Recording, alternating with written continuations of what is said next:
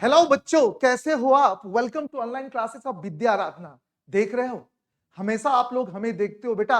समय आ गया है कि आज से हम आप लोगों को देखना शुरू करें। It's time to see you guys. तो ये है हमारा प्रोजेक्टाइल मोशन और यहां पर ऑब्जेक्ट को थीटा एंगल से ऊपर की तरफ फेंका गया है। पूछ रहा है कि टाइम पीरियड का रेशियो कितना होगा। 2025 जेई का क्वेश्चन है।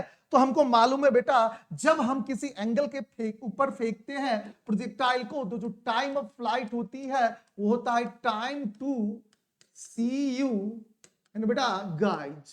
क्या बोलेंगे बेटा? It's time to see you guys. समय आ गया है इस फॉर्मूला को देखकर यूज करने का। तो आप देख रहे हो दो अलग अलग केस बन रहा है एक ही स्पीड के साथ।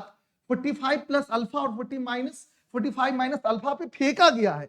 पूछ रहा है दोनों केस में टाइम ऑफ फ्लाइट की रेशियो क्या होगी। ठीक है ना बेटा?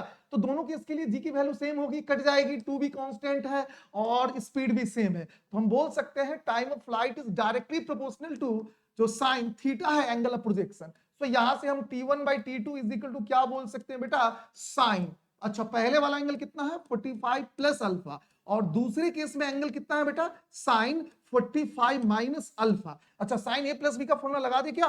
बिल्कुल लगाएंगे। Sine A cos B plus cos A sine B. ठीक ना?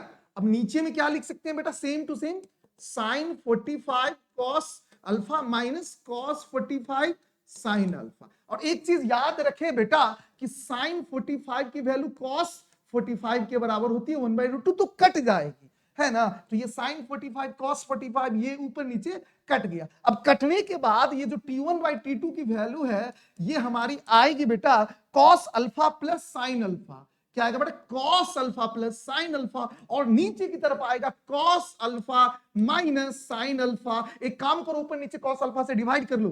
तो cos alpha by cos alpha कितना हो जाएगा बेटा? 1 plus sign alpha by cos alpha कितना हो जाएगा? Tan alpha. यहां पर भी कॉस अल्फा से डिवाइड करा बेटा तो 1 minus sine alpha by cos alpha, that is tan alpha. So the correct answer is A number. फिर मिलेंगे अगले लेक्चर में। That's all for today. Bye bye.